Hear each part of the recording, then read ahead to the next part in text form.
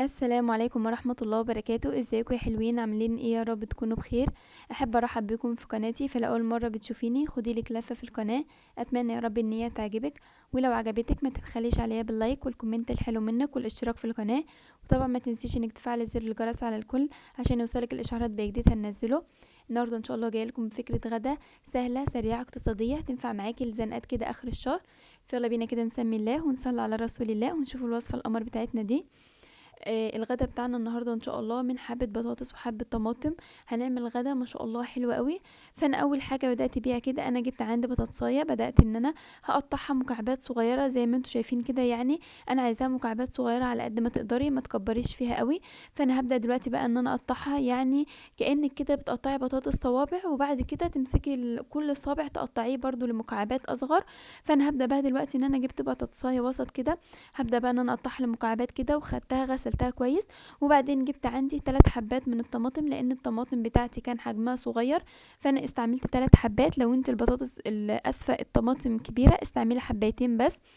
هبدأ برضو ان انا اقطعها كده مكعبات صغيرة يعني، يكون حجمها متناسق شوية مع حجم البطاطس اللي احنا مقطعينها. فانا هبدأ اقطعها مكعبات صغيرة كده، وبرضو هركنهم على جنب. والمكون التالت الاساسي معانا برضو هبدأ بقى اجيب بصلاية وسط كده زي ما انتوا شايفين، وهبدأ ان انا اقطعها برضو لمكعبات برضو يكون حجمها صغير. يعني انا في الوصفة دي مش عايزة حاجة يكون حجمها كبير فتكون حاجة ظاهرة عن حاجة في قلب الوصفة، لا انا عايزة كلهم يكون حجمهم صغير كده بحيث ان الوصفة كلها تكون يعني متجانسة مع بعضها. فانا هبدأ بقى دلوقتي ان انا اقطع البصلاية دي برضو لقطع صغيرة كده. ويعتبر كده خلاص المقادير بتاعتنا بتاعت الوصفة بتاعتنا النهاردة كده كملت.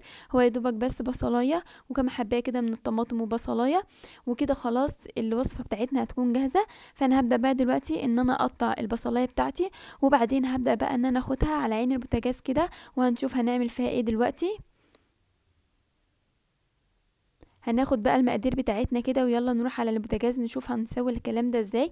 انا اول حاجه بقى جبت كده البصلايه بتاعتي، ضفت عليها كده شويه من الزيت ورشه بسيطه كده من الملح. وبعدين هبدا بقى ان انا اقلب البصلايه دي. انا هبدا ان انا ادبلها بس مش هخليها تاخد لون جامد يعني، انا يا دوبك هخليها بس تدبل كده وتاخد لون اصفر ذهبي زي ما انتم شايفين كده. هبدا بقى خلاص كده انزل عليها بباقي الخضار اللي عندي بالطماطم والبطاطس اللي انا مقطعاهم. انا مش عايزه البصلايه تاخد لون زياده عن اللزوم، لا انا عايزه اوصل بس للدرجه دي. انزلي عليها على طول بالخضار كده وابداي انك شوحي البصل والطماطم والبطاطس مع بعض كويس قوي. وبعدين هنبدا بقى دلوقتي ان احنا نغطي عليهم ونسيبهم كده لحد ما الطماطم تنزل الميه بتاعتها ويتسبكوا مع بعض شويه. وفي الوقت ده انا كنت بحط كنكه كده فيها بيض لان هنعمل جنب الوصفه دي ان شاء الله بيض. فحطيت كنكه كده فيها بيض نبدا ان هو يستوي معانا برضو. وغطيت بقى كده على الخضار بتاعنا وسبته بقى كده يتشوح مع نفسه شويه لحد بقى ما يبدا ان هو ينزل الميه بتاعته. بس لازما انك كل شويه من وقت للتاني تتابعيه وتبداي انك تقلبيه عشان ما يبداش ان هو يعني الميه بتاعته تنشف قوي فيلزق معاكي. خلاص هنا بقى كده كان هو نزل الميه بتاعته ويشربها وتسبك شويه. هبدا بقى ان انا انزل عليهم بحوالي معلقتين كبار مليانين من الصلصه. وبعدين هنزل عندي بقى بحوالي كوبايتين ونص من الرز من الميه اسفه لان انا هستعمل كوبايتين من الرز. فانا هحط كوبايتين ونص من الميه وبعدين بسيبهم لحد ما الميه دي تغلى كويس قوي. ببدا انزل بقى بكوبايتين الرز بتوعي. وبعدين هبدا بقى ان انا اظبط الملح بتاعهم، انا كنت ضايفه ملح في الاول. ابداي بقى انك ظبطي الملح، شوفي لو هو محتاج ملح تاني ضيفيله، مش محتاج خلاص. بس انا كان الملح معايا كده تمام. وهبدا بقى دلوقتي ان انا نقلته على عين اهدى شويه وسبته على نار عاليه لحد ما يغلي معايا كويس كده زي ما انتم شايفين. هبدا بقى ان انا اخده تقليبه كده. خدوا بالكم لان الرز ده بيلزق بسرعه قوي فانتوا لازم تكونوا مركزين معاه.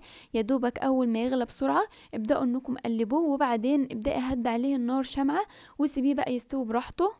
يعني عادي كأنك بتسوي اي رز، بس خدي بالك لانه هو يعني بيلزق بسرعة في قلب الحلة. فانت بس اول ما يغلي يعني قلبيه على طول وبعدين سيبيه على نار هادية لحد ما يبدأ ان هو يستوي معاكي ويبقى معاكي بالجمال ده ما شاء الله.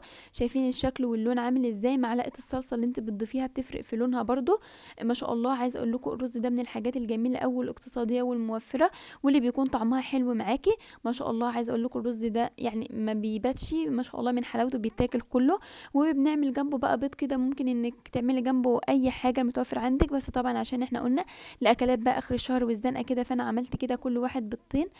طبعا بقى ممكن تعملي بيض اتنين يعني على حسب بقى رغبتك وعلى حسب امكانياتك، اعملي المتوفر عندك لحد بقى ما يطلع معاكي الاكل بالجمال ده.